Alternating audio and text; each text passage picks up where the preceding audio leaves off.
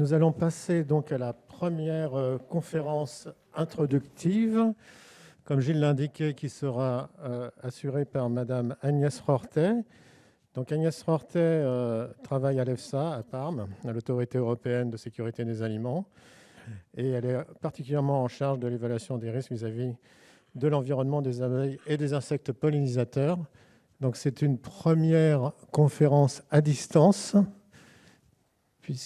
donc j'espère que ça va fonctionner, le temps que ça se charge. Bonjour Agnès. Bonjour, vous m'entendez bien? On t'entend très très bien. Merci, Donc merci. tu as la parole. Merci Ok, beaucoup. donc oui, merci. Alors je vais mettre en mode plein écran. Est-ce que vous voyez ma diapositive plein écran? C'est bon. Ok, super. Donc merci Richard, merci Gilles pour cette introduction et merci aussi de nous avoir invités, moi et ma collègue Domenica Otteri. Donc, je suis Agnès Rortet, je travaille à l'EFSA, l'unité du comité scientifique et des risques émergents. Et ma collègue Domenica Otteri, elle, est en charge de la révision du document d'orientation, donc le Big Guidance, à l'EFSA. Et à la fin de ma présentation, donc moi, je vais présenter donc en français. Et à la fin de ma présentation, Domenica pourra répondre en fait aux questions sur la première partie qui va porter sur le document d'orientation. Donc voici une présentation, une vue d'ensemble des éléments que je vais vous présenter, c'est-à-dire les activités à l'EFSA qui sont juste terminées en partie, celles qui sont en cours et celles qui vont bientôt commencer en début d'année prochaine, par exemple. Donc, en premier lieu, je vais vous présenter l'état des lieux sur la révision du document guide, qui est donc coordonné par Domenica Otteri de l'unité des pesticides, comme je viens de le dire. Ensuite, je vous présenterai l'opinion du comité scientifique et des risques émergents qui a été publié cette année et que j'ai coordonné dans le cadre du projet Must Be, qui développe une approche plus holistique sur l'évaluation des risques des facteurs de stress dont Gilles a parlé, donc les co-expositions aux facteurs multiples. Et dans ce cadre, je vous présenterai également les développements du modèle APISRAM, qui va être bientôt finalisé en début d'année prochaine et publié dans la foulée. Nos activités avec les parties prenantes, en particulier le partenariat sur les abeilles en Europe, qui actuellement est centré sur les abeilles domestiques pour des raisons pragmatiques, mais qui a pour mission de s'élargir sur les pollinisateurs. Et enfin, je terminerai ma présentation sur les nouvelles activités en ce qui concerne les insectes pollinisateurs avec le projet Hippolera, ERA qui veut dire Environmental Risk Assessment, donc l'évaluation du risque environnemental pour les insectes pollinisateurs. Et enfin, je vous présenterai en une diapositive les autres activités coordonnées par l'unité des contaminants. Alors, l'évolution du travail entre hier, aujourd'hui et demain en ce qui concerne la révision du document guide. Donc, je vais vous présenter ce que nous avons fait à date, c'est-à-dire un travail plus précis, plus ciblé, qui tient compte des différences entre les espèces et qui établisse aussi des collaborations élargies. Puis, je vous présenterai aussi sur quoi nous travaillons actuellement en intégrant l'avis des gestionnaires du risque dans le processus d'évaluation. Et enfin, ce que nous prévoyons de faire dans les semaines et les mois prochains jusqu'à la finalisation de ce document et au-delà. Le travail réalisé concernant ce document guide est donc plus précis grâce à la mise en place de plusieurs revues systématiques de la littérature, et ceci pour établir une meilleure estimation des consommations alimentaires des différentes catégories d'abeilles. Donc, pour cela, nous avons effectué une revue de la littérature où nous avons obtenu 11 000 articles que nous avons considérés, puis analysés pour arriver à une quantité, 150 articles évalués intégralement. Nous avons aussi réalisé une meilleure estimation du contenu en sucre dans le nectar. Donc, 2000 articles ont été analysés et 3000 mesures ont été extraites pour 60 cultures, couvrir 60 cultures. Nous avons aussi réalisé une meilleure estimation de la mortalité naturelle à partir de 11 000 articles, d'où nous avons extrait 5 000 mesures. Et enfin, une meilleure estimation des résidus de pesticides dans le pollen et le nectar, avec au-delà 150 études résidus et 70 études sur la dégradation. Le travail est également plus ciblé, avec une réévaluation de la pertinence du scénario Adventis, avec l'analyse qui a été basée sur 7000 essais d'efficacité, et à la base, plus de 10 000 étaient considérés. Une meilleure définition de l'attraction des cultures par le biais d'un exercice d'élicitation des experts, avec un panel de 6 experts et 5 sessions d'élicitation totale pour évaluer 23 cultures. Une meilleure utilisation de la relation dose-réponse avec plus de 600 études d'écotoxicité considérées, et également des données qui appuient les critères de protection, donc les protection goals pour l'abeille domestique Apis mellifera, et qui sont basés sur 19 scénarios en Europe et 10 000 in silico colonies simulées. La révision du document tient en compte aussi la diversité des abeilles, avec de meilleures considérations où les différents traits biologiques, comme par exemple le poids, la longueur, ont été collectés à partir de 300 combinaisons sexe-espèce et utilisés en modélisation, et ceci pour obtenir une meilleure estimation de la consommation de sucre, une meilleure estimation de l'exposition par contact, et enfin une meilleure prédiction des différences de sensibilité qui sont basées sur 500 études et 15 espèces. Alors aujourd'hui, la révision du document d'orientation comprend un élargissement des collaborations comme suit. Donc nous avons réalisé 3 consultations avec les parties prenantes et États membres, 3 consultations avec les gestionnaires de risques sur les critères spécifiques de protection, ce qu'on appelle les Specific Protection Goals, 5 sessions d'information avec les parties prenantes et les États membres, une mise en commun des connaissances avec un groupe de travail ECA, 2 groupes de travail EFSA, un panel d'experts externes pour l'exercice d'élicitation dont j'ai parlé précédemment sur l'évaluation de l'attraction des cultures, plusieurs consultants sur des sujets spécifiques, en grande partie pour les systematic review, et plusieurs experts dans des domaines spécifiques comme la modélisation et l'agronomie.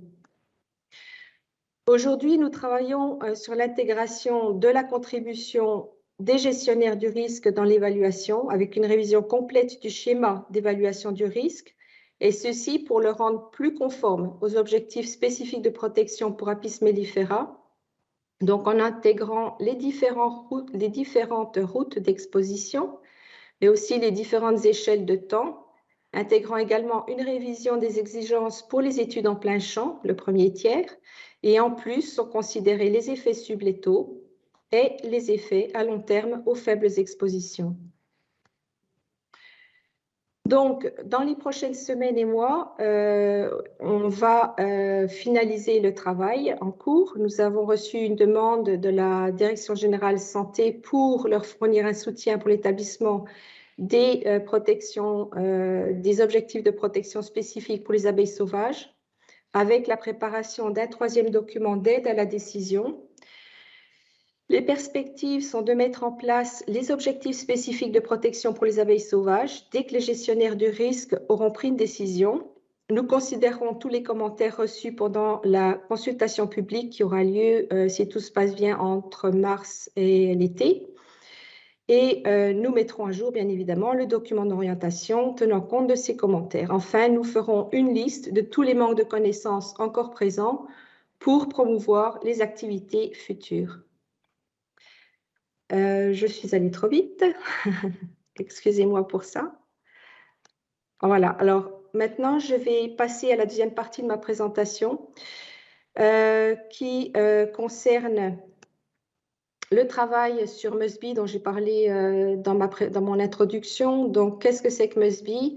C'est un projet multidisciplinaire, transversal, qui a débuté à l'interne à l'EFSA en 2015 pour le développement d'une approche intégrée de l'évaluation du risque tenant compte aux facteurs de stress multiples. En 2018, nous avons reçu un mandat du Parlement européen pour développer cette opinion donc, sur ce sujet. Alors, nous avons en début d'année publié cet éditorial pour bien expliquer les deux activités, donc la révision du document d'orientation et l'opinion scientifique que je vais vous présenter, parce que chacun de ces deux rapports ont un contexte différent qui concerne leur cadre légal, leur objectif et leur développement propre. Ils sont complémentaires et surtout dans la volonté d'améliorer l'évaluation des risques vis-à-vis des abeilles et des pollinisateurs pour leur protection. Donc, le document d'orientation a été requis par la Commission européenne. Il s'inscrit dans un cadre réglementaire. Il est lié à l'évaluation des pesticides pour leur autorisation sur le marché. Il dépend des méthodes et des données les plus récentes. Il est basé sur l'approche d'évaluation une substance, une culture.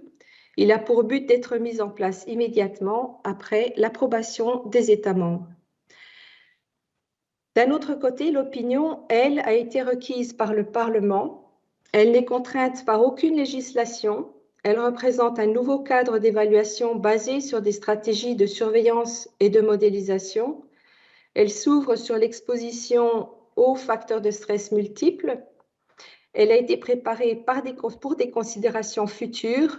En fait, c'est pour moderniser le cadre d'évaluation des risques environnementaux en Europe. Alors, comme Gilles l'a bien présenté dans son introduction et comme il a été bien aussi démontré dans la littérature, le problème des déclins des insectes pollinisateurs est multifactoriel, mais principalement dû à leur exposition aux maladies, aux pesticides et bien sûr aux divers facteurs environnementaux comme le changement climatique, la baisse de la qualité, de la quantité des ressources dans l'environnement. Et ces mêmes facteurs peuvent interagir avec les facteurs de stress biologiques et chimiques pour les moduler. Nous savons aussi qu'à l'échelle du paysage, les pollinisateurs sont exposés à plusieurs pesticides dans l'espace et le temps. Et ceci est dû au fait que les abeilles visitent plusieurs fleurs, plusieurs cultures, et qu'il y a plusieurs applications par culture dans le temps. Donc, c'est dans ce contexte que nous avons développé une approche holistique, c'est-à-dire qui tient compte de cette complexité environnementale. En mai dernier, nous avons publié l'opinion qui aborde ces questions et développe une approche donc plus holistique pour tenir compte de l'exposition des abeilles aux facteurs de stress multiples. Ce travail propose une approche centrée sur des systèmes qui sont la modélisation d'une part et la surveillance de l'autre côté. Donc, la modélisation, c'est le développement d'un outil qui va nous permettre de réaliser des simulations sur l'organisme à tester, l'abeille ou un autre organisme, et dépend des données récoltées sur l'écologie, la démographie, la physiologie, le comportement et la toxicologie en relation avec cet organisme à tester. Le système de surveillance, lui, il est composé de colonies sentinelles pour la collecte de données sur tout ce qui influence la colonie, donc les résidus pesticides, les ressources pollinifères, nectarifères dans l'environnement, les pathogènes, les conditions climatiques. Plus spécifiquement, donc voici ces deux systèmes qui sont liés. Donc un modèle d'une part calibré avec des données qui ont été récoltées sur le terrain, en particulier au Portugal et au Danemark. Ce modèle s'appelle APISRAM et il est développé par l'université Aarhus au Danemark. Ensuite, un réseau de colonies à travers l'Europe, donc dans diverses régions représentatives en termes de climat, de paysage, des données qui sont collectées au niveau des colonies sentinelles, mais aussi par la recherche et les parties prenantes. Et ce système pourrait permettre, bien évidemment, une évaluation des pesticides de manière prédictive, donc avant autorisation, et aussi post-autorisation. L'intérêt de cette approche, c'est qu'il présente plusieurs applications et bénéfices, Par exemple, pour les apiculteurs qui pourraient l'utiliser comme système d'alerte sur les stress nouveaux, les stress émergents des colonies. Par les agriculteurs qui peuvent s'assurer de leurs bonnes pratiques en relation avec le statut sanitaire des abeilles présentes aux alentours des cultures. Pour les scientifiques qui peuvent accéder à des données de qualité pour adresser les questions clés et comprendre la relative importance des différents facteurs de stress qui impactent les colonies. Pour sensibiliser les citoyens sur le déclin des pollinisateurs et gagner leur confiance et leur soutien, comme on l'a vu avec l'initiative Citizen Science. Pour les évaluateurs des risques, donc l'approche leur permettrait d'évaluer à la fois les pesticides par substance ou en mélange et d'être plus holistique et intégré. Et les gestionnaires du risque pourraient évaluer l'impact de différentes mesures qui pourraient être adaptées aux contextes locaux, facilitant des liens entre plusieurs cadres législatifs comme ceux des pesticides, de l'agriculture et de l'environnement. Et aussi, l'approche pourrait être utilisée comme un outil exploratoire pour informer la mise en place des objectifs de protection. Donc, l'approche a été développée sur la base de connaissances et de données accumulées ces dernières années par l'EFSA. En 2015, le groupe de travail Behave a produit une opinion sur l'utilité du modèle pour l'évaluation du risque des pesticides vis-à-vis des abeilles. En 2016, sur la base de ce travail, le groupe de travail MUSPI a préparé des spécifications pour le développement d'un modèle plus sophistiqué, APISRAM, et qui pourrait être utilisé pour l'évaluation du risque des pesticides sur les colonies d'abeilles à l'échelle du paysage. Donc, ce modèle, comme je l'ai dit précédemment, sera publié en début d'année prochaine. Ensuite, nous avons aussi le groupe de travail à l'EFSA Santé Animale qui a produit une opinion sur le développement d'indicateurs d'évaluation de la santé des abeilles sur le terrain, donc pour plus d'harmonisation, de standardisation. Et le groupe de travail MUSPI a utilisé en partie ce travail pour déterminer en fait des spécifications pour la collecte de données qui va servir à calibrer le modèle. Enfin, le comité scientifique a préparé un document de guidance sur les méthodologies pour évaluer les produits chimiques en combinaison. Et dans l'annexe de ce document, les abeilles sont utilisées comme cas d'étude. Et finalement, nous avons aussi réalisé une étude sociologique pour recevoir en fait le retour des apiculteurs, mais aussi des membres du partenariat sur l'approche qu'on souhaite développer. Donc, savoir si effectivement ça correspond à leur attente et comment ils envisagent l'application de cette approche. Et bien évidemment, aussi les travaux de recherche, comme a été déjà signalé, POSHBI et BeGood, qui peuvent aussi soutenir en générant des nouvelles données. Donc, plus de détails sur le modèle. Je vais maintenant vous présenter rapidement, en fait, en quoi consiste ce modèle APISRAM. Donc, sa spécificité, sa structure, son fonctionnement. Donc, l'approche de modélisation repose sur des connaissances dans divers domaines scientifiques, mais principalement sur l'écologie, la démographie, la physiologie, le comportement, la toxicologie. Plusieurs modules ont été définis, donc tous ces modules sont interconnectés. On a des modules centraux, c'est le cadre rouge, où on a en fait, on simule la dynamique de la population de la colonie, les produits de la ruche, donc pollen, nectar, et aussi le butinage. Ensuite, nous avons, avec ces modules centraux, des modules périphériques, comme l'unité qui fournit les ressources, les paramètres environnementaux, température, humidité, vent, etc., qui sont importants, et les facteurs de stress, donc les agents biologiques, l'exposition aux pesticides et aussi les pratiques apicoles qui peuvent être un stress, mais aussi un modulateur des stress, par exemple quand l'apiculteur traite ses colonies. 5 spécificités de ce modèle que je vais détailler dans mes diapositives prochaines. Donc, l'intégration des paysages fait partie de ce modèle. Les individus sont simulés à l'échelle individuelle. Il y a aussi une inclusion d'un module thermal qui est important pour la population, pour une colonie d'abeilles, pour son fonctionnement, et l'intégration des facteurs de stress et des mécanismes de compensation qu'on connaît bien à l'échelle de la colonie. Et enfin, une composante humaine, c'est-à-dire le rôle des agriculteurs et des apiculteurs. Pour les paysages, alors ils sont intégrés de manière très précise, explicite, tant spatialement que temporellement, pour obtenir une dynamique des paysages, donc comment ils évoluent dans le temps. On a des données GIS qui sont utilisées pour définir la structure, la dynamique. La modélisation du paysage est obtenue à partir de ALMAS, qui est un système qui a été développé par l'université Aarhus et qui est open source. La résolution spatiale est de 10 km sur 10 km avec une granularité de 1 mètre carré. Donc, c'est quand même assez fin. Chaque abeille dans la colonie est modélisée au niveau individuel. Donc, la physiologie, le comportement de chaque individu est pris en compte.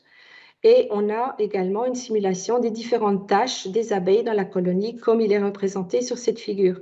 Tout ce qui concerne la position, l'âge, la température, le statut nutritionnel, c'est-à-dire si l'abeille a besoin ou non d'énergie en fonction de son activité, qui elle-même est fonction aussi de son âge et des besoins de la colonie, tout ça est simulé. Toutes ces actions vont déterminer le comportement de la colonie qui émerge à partir de décisions et actions prises au niveau individuel.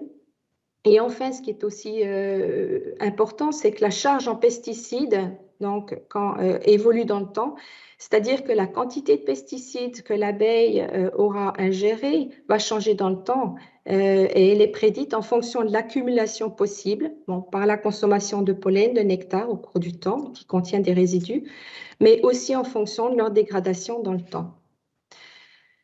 Un module qui représente la distribution de la température dans la colonie, qui est un paramètre vital pour elle, c'est-à-dire pour le maintien du couvain pendant la saison, pour la thermorégulation en hiver, par exemple. Donc, chaque abeille génère de la chaleur qui est fonction de son métabolisme et de son activité. Elle est aussi impactée par la température extérieure, par exemple en hiver. Donc, il s'opère un processus bidirectionnel de transfert de chaleur qui, lui aussi, est simulé dans APISRAM. Les facteurs de stress ne peuvent pas être simplement additionnés parce que les relations ne sont pas linéaires. Il y a des phénomènes de compensation, comme je l'ai déjà mentionné plus tôt. Donc, comme le montre la figure, les facteurs de stress, par exemple les pesticides, les agents biologiques, vont influencer l'abeille en agissant sur son système immunitaire. Et alors, les autres facteurs externes comme la température, les ressources, peuvent moduler la vitalité de l'abeille et sa capacité à résister aux facteurs de stress. Et ceci en agissant soit directement sur la vitalité des abeilles, sur les facteurs de stress ou tout simplement entre eux. Bref, cette figure montre de manière vraiment simplifiée ces interactions et leur effet sur le système immunitaire et la vitalité des abeilles, mais en réalité, les interactions sont plus nombreuses et plus complexes. La composante humaine d'APISRAM, donc les apiculteurs, les agriculteurs, il y a aussi dans APISRAM un module de contrôle des événements où les déclencheurs sont le temps ou les valeurs seuil. Pour les apiculteurs, ce module peut les aider à prendre des décisions en matière de pratiques apicoles, par exemple quand traiter en fonction du niveau de varroa. Pour les agriculteurs, il renseigne aussi sur les applications des pesticides par pulvérisation si la météo est bonne, par exemple. Les pratiques agricoles sont reportées et utilisées pour la description de la dynamique du paysage. Et le système abeille domestique Apis mellifera, comme on le voit bien, est un système socio-écologique complexe. Et ceci s'applique donc plus pour l'abeille domestique que pour les abeilles sauvages. Alors, nous avons publié sur notre site EFSA pardon, je vais boire un petit coup. Le développement du modèle APISRAM. Donc, au mois de janvier-février, nous avons publié la première version, comme vous voyez, qui va être calibrée avec des données du Danemark et du Portugal pour valider la colonie la dynamique de la colonie et le devenir des produits dans la ruche. En décembre 2022, une deuxième version sera réalisée en calibrant avec des données sur les agents infectieux et la température pour le module thermal. Et en mai 2023, nous aurons plus de données relatives au paysage en Europe et sur les interactions entre les facteurs de stress. Et en fait, les données récoltées par Pochbi Bigood vont contribuer justement à l'élaboration de ces versions 2, 3. Et d'ici à 2025, le plan est d'avoir une version, la version 4 finale, qui est pour l'évaluation des risques cumulés. Donc les risques, les mixtures, les mélanges et les effets des espèces invasives. Alors maintenant, je vais vous présenter le partenariat EUB Partnership qui a été initié en fait à la demande du Parlement. Donc en 2017, nous avons organisé un colloque en collaboration avec l'Association professionnelle des apiculteurs en Europe, EPBA, CropLife, BeLife, Copa-Cogeca. Et c'était pour améliorer la collecte et le partage des données harmonisées en Europe sur la santé des abeilles. Donc, les conclusions démontrèrent le besoin de l'établissement d'un partenariat représenté par toutes les parties prenantes impliquées dans la santé des abeilles. Et ce partenariat devrait tout d'abord avoir pour objectif d'apporter des bénéfices aux parties prenantes et bien sûr pour mieux protéger les abeilles et la pollinisation en Europe. Donc, EFSA a joué le rôle de facilitateur dans ce processus en présidant plusieurs réunions de groupes de discussion entre 2018 et 2019. Le partenariat a publié ses termes de référence en 2018, indiquant sa priorité aux abeilles domestiques dans un premier temps, mais avec une volonté de s'ouvrir plus tard aux insectes pollinisateurs. En 2019, cette initiative est devenue un succès avec le prix Ombudsman qui a été desservi au partenariat et à l'EFSA pour l'excellence réalisée dans l'effort de collaboration en Europe sur la santé des abeilles. Et enfin, en 2020, donc, avec un financement de l'EFSA, nous avons développé une plateforme, un prototype de plateforme qui a été généré par BeLife, qui est membre du partenariat, pour le bénéfice de ce partenariat. Ce prototype a pour mission de partager des informations et des données standardisées entre les parties prenantes sur les pollinisateurs.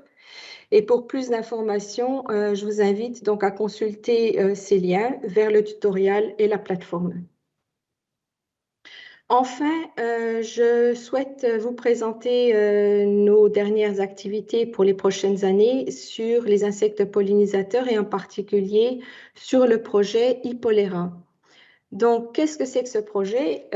Hippolera, c'est pour faire avancer l'évaluation du risque environnemental pour les insectes pollinisateurs. L'objectif doit être finalisé d'ici à 2030 en collaboration avec la Commission européenne, les agences européennes et les États membres. Il s'agit d'un appui aux stratégies pour les stratégies Farm to Fork, EU Biodiversity, EU Chemicals et aussi à l'initiative de la Commission européenne sur les pollinisateurs. Et enfin, pour adresser les défis actuels et se préparer aux défis futurs concernant l'évaluation des risques environnementaux et les insectes pollinisateurs. Donc, l'appel d'offres a été publié en septembre. L'évaluation débutera en début 2022 et ce travail est centré sur l'identification des priorités qui commencera vers la mi-2022 et qui finira vers la fin 2022. Donc, nous avons 6 domaines scientifiques, je vais vous présenter. Donc, le premier, c'est impliquer les partenaires dans le partenariat Hippolera. Donc, en élargissant la mission du partenariat EUB Partnership, en établissant aussi des liens avec des initiatives PARC sur les produits chimiques, qui est une très grande initiative européenne, PERA aussi, qui est le partenariat à l'EFSA que nous développons pour le risque environnemental. Et puis, tout ça, aussi le partenariat Biodiversa.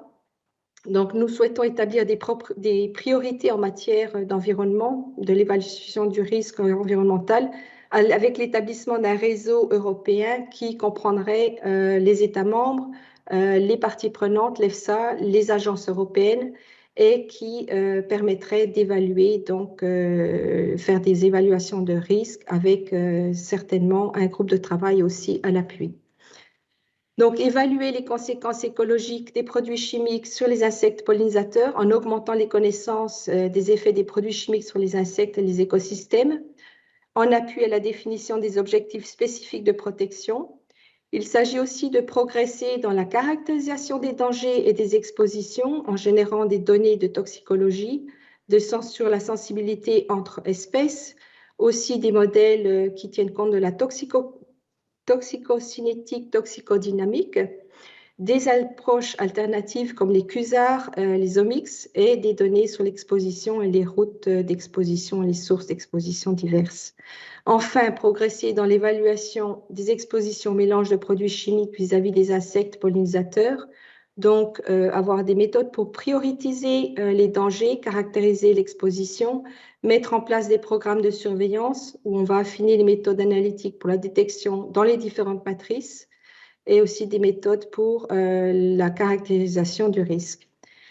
Développer des outils pour l'évaluation du risque environnemental à l'échelle des paysages et des populations, donc des outils qui soient explicites spatialement, temporellement, des modèles des modèles de population, tenir compte aussi des effets indirects, des stress multiples, et enfin, développer et mettre en place une approche centrée sur les systèmes dans l'optique de les rendre opérationnels pour leur utilisation dans un contexte de réglementation.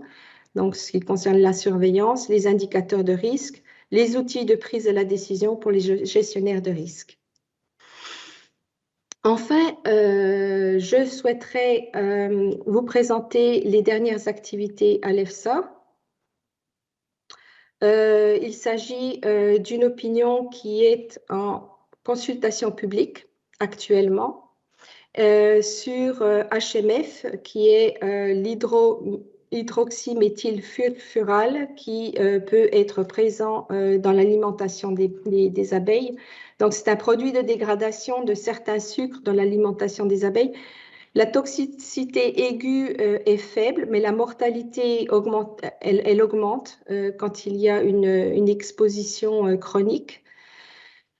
Donc, les conclusions sont qu'il n'y a aucun risque qui a été identifié concernant les ouvrières et les larves pendant la saison de développement de la colonie, mais si l'exposition à HMF perdure plusieurs mois, il y a réellement un risque qui a été indiqué sur la santé des abeilles.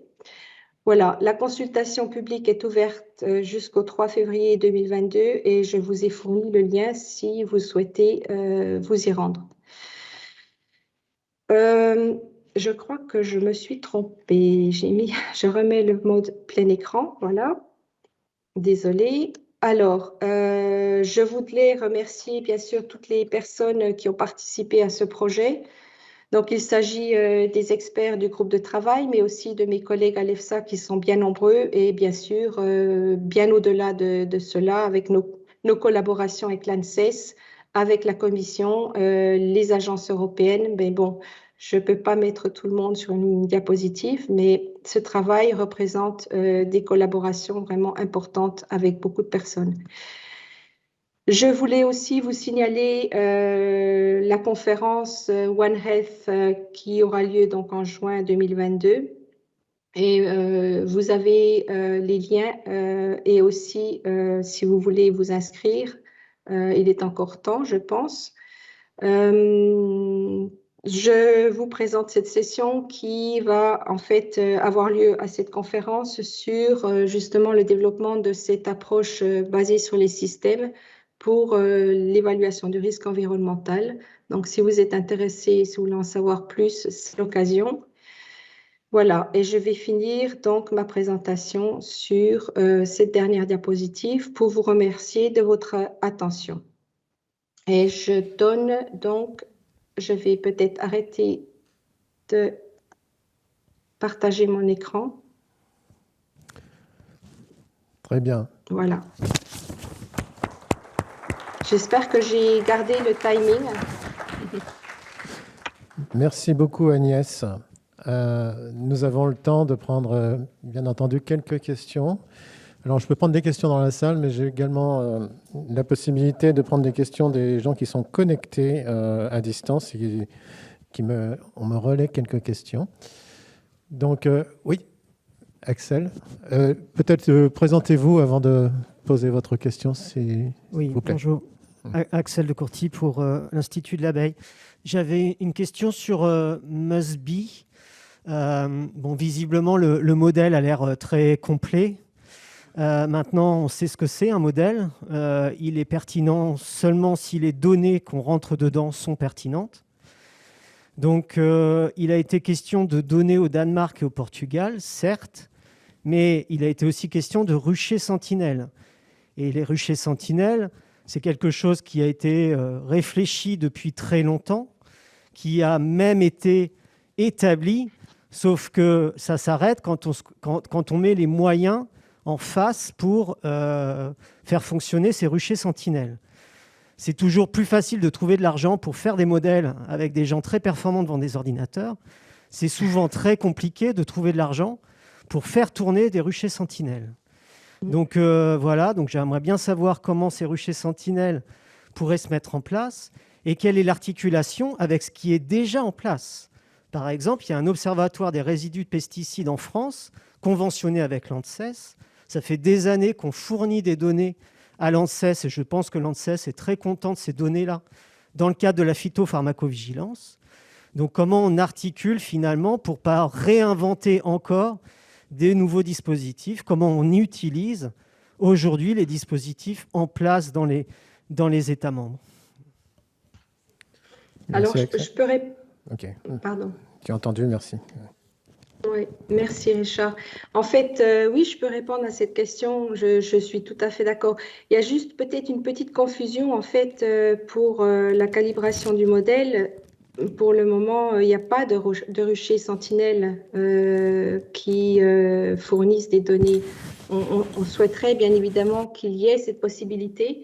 En fait, les données qui vont calibrer le modèle actuel, les données actuelles proviennent du projet que nous avons financé sur 3 ans pour collecter au Danemark, au Portugal. Et puis aussi des données en fait de la part du consultant qui lui en fait participe aussi à Poshby Bigood et qui va récupérer aussi des données de ces projets en fait qui sont pas des moindres. Maintenant, quand j'ai présenté les ruchers sentinelles, c'est vraiment pour cette approche basée en fait future, cette approche que nous souhaitons développer dans le futur. Et je pense que ce qui a été fait jusqu'à maintenant, bien évidemment, doit être utilisé. Il faut qu'on en discute, il faut qu'on réfléchisse à comment mettre en place en fait ce réseau Sentinelle pour que ce système fonctionne. Mais actuellement, le système n'est pas opérationnel. Hein. J'espère que, parce que je pense qu'il y a une confusion en fait. Donc, il y a les données, comme j'ai dit, qu'on a, qui sont sûres, qui proviennent des projets H2020 et du Danemark et du Portugal pour calibrer APISRAM. Et il y a le projet Rucher Sentinelle qui, lui, est une proposition, mais qui n'est pas actuellement opérationnelle.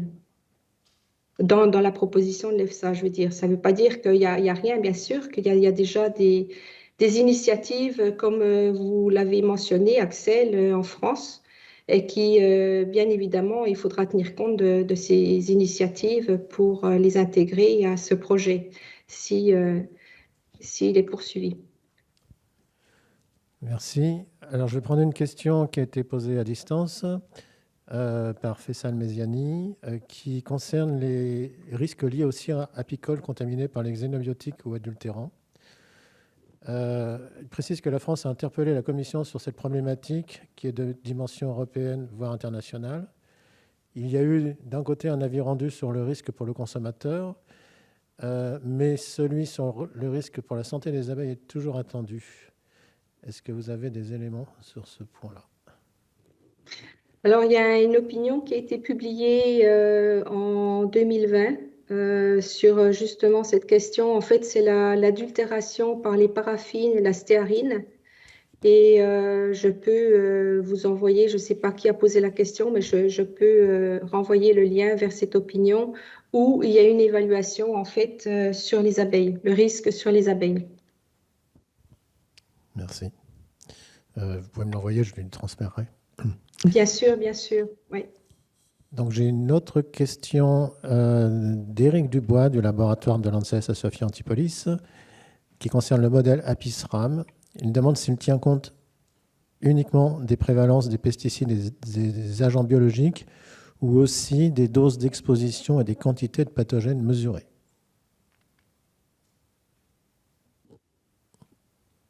Je ne suis pas sûre d'avoir compris la question. En fait, la question sur le modèle APIS-RAM, il demande si le modèle prend en compte uniquement les prévalences, soit des pesticides, soit des agents biologiques, mais aussi les doses d'exposition et également les quantités de pathogènes, pas uniquement les prévalences. Donc, l'interaction. Oui. Les doses, en fait. Ouais. Je pense que oui. Maintenant, en fait, la version, comme j'ai présenté là dans mon timeline pour le développement de APIS-RAM, ces questions sur les agents infectieux et les pesticides ne sont pas encore intégrées à la version 1 qui va être publiée en janvier-février. Donc, je pense que s'il y a des propositions à faire par rapport à ce qui a été prévu, parce qu'en fait, on a publié un rapport technique sur les spécifications de ce modèle qui intègre donc l'exposition aux produits chimiques et l'exposition aux pathogènes. Si ces spécifications vous semblent pas complètes, on est ouvert parce que la version 2 et la version 3 ne sont pas encore produites. Donc, c'est d'ici à mi-2023. Et voilà, s'il y a des propositions, je suis tout à fait ouverte à les entendre et les intégrer. Mais oui, l'idée est en fait, de traiter l'exposition des agents infectieux de la même manière qu'on va traiter l'exposition aux produits chimiques, donc avec des doses létales. C'est l'idée. Une question dans la salle. Oui, bonjour. Bonjour Agnès. Ciao Domenica. Bonjour Noah. Noah Simon, BeLive. Je vais faire la question en français, mais peut-être c'est la question aussi pour Domenica. Alors, je ne sais pas si je dois la faire en anglais. Peut-être elle va comprendre.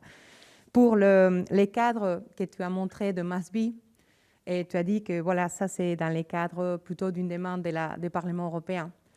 Et en fait, voilà, ce n'est pas dans les cadres réglementaires. Du coup, ma question est, faut-il changer la loi pour que le cadre de MASB puisse être appliqué et devient la référence méthodologie pour faire l'évaluation des risques dans l'avenir? C'est clair la question? Il faut que tu mettes ton microphone, Mima. Ah, ok, bonjour. Oui, merci Noah, c'est clair, mais je vais répondre en anglais. I think this question is more for the Commission. I think it's not up to the EFSA remit to change the legislation. And to be honest, we cannot anticipate the future. As Agnès explained, the MASB opinion has been developed outside of any legal framework, and this would require in future for sure actions that are not really under the EFSA remit.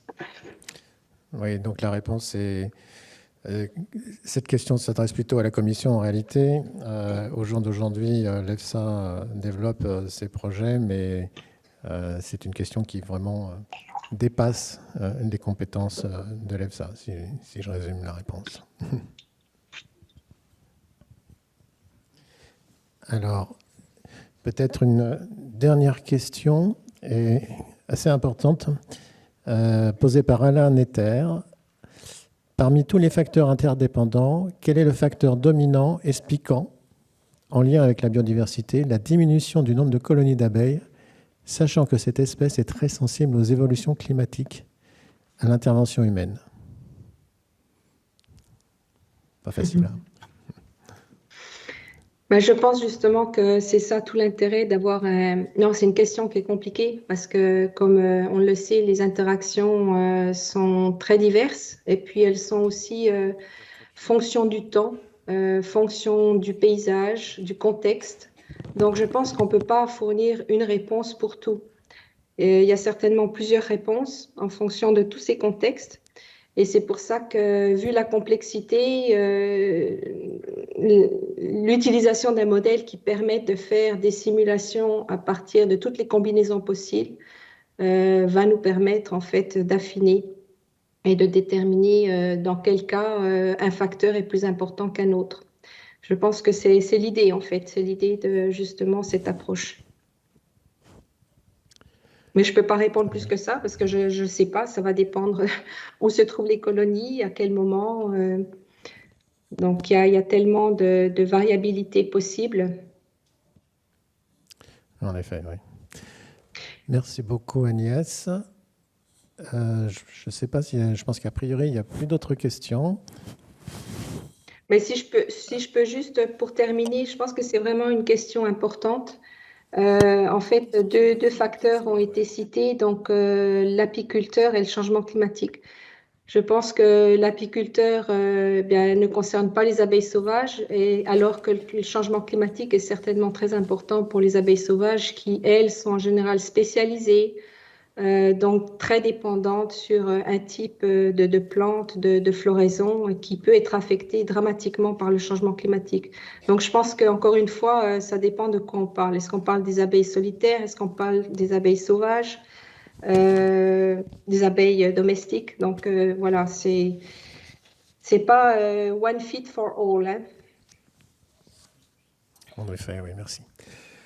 Bien, mais écoutez, je vais remercier Agnès. Merci beaucoup pour ce tour d'horizon très, très, très complet des travaux effectués à l'EFSA. Et encore merci. Je vais Merci maintenant, aussi. donc, on peut l'applaudir. Oui.